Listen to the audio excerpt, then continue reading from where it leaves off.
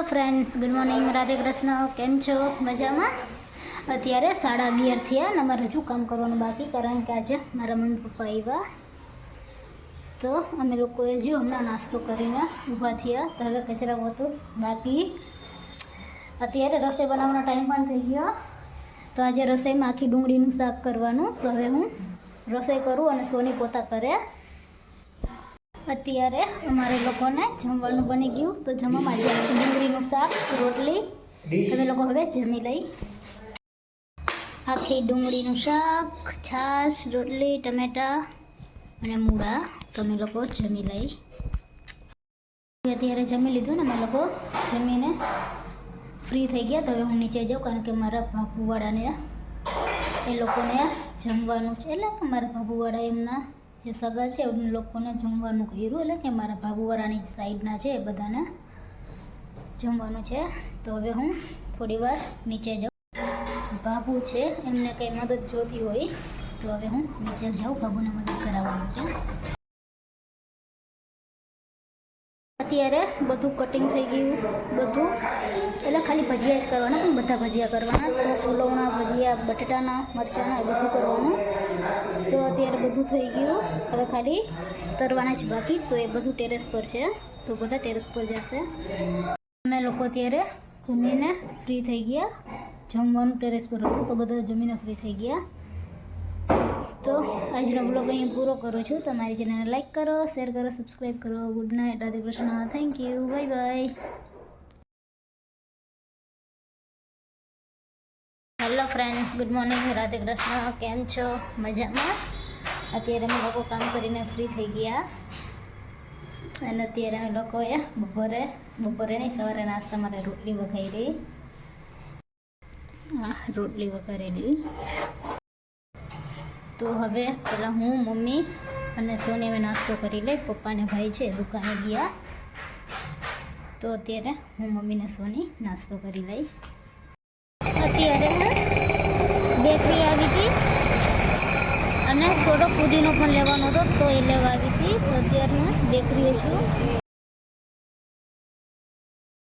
આજે અમે લોકો પાણીપુરી બનાવવાના. તો લીંબુ લેવાના, ધાણા લેવાના, હજી થોડુંક શાકભાજી પણ લેવાનું. તો અત્યારે હું, મમ્મી અને સોની અમે ત્રણેય શાકભાજી લેવા જઈએ છીએ. આવીને બતાવો કે હું બેકરીમાંથી કઈ કઈ વસ્તુ લેવી. કાલે મકર સંક્રાંતિ છે તો બેકરીમાંથી થોડી વસ્તુ લેવા ગઈ હતી. અમે લોકો અત્યારે માર્કેટમાં શાકભાજી લેવા માટે આવ્યા.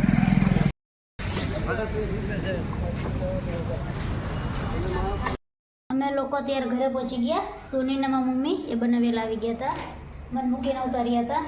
તમે વાતો કરતા હતા. મને રસ્તામાં મારી ફ્રેન્ડ મળી હતી, તો હું એમની જોડે વાત કરતી હતી. તો મારે આવવામાં મોડું થઈ ગયું, તો મમ્મીને સોની વહેલા આવી ગયા. આજે અમે લોકો પાણીપુરી બનાવી. તો પાણી કરવાનું. તો ફુદીનો છે એ સાફ કરી દીધો. સાફ કર્યો છે ફુદીનો છે એ સાફ કરી નાખ્યો. હવે કોથમરી કરવાની, સુધારવાની બાકી કોથમરી. તો કોથમરી સુધારીને પછી પાણી કરી નાખી, તીખું પાણી અને ગીળું પાણી પણ કરશું. તો પહેલાં તીખું પાણી કરી નાખી. આજે બેકરીમાંથી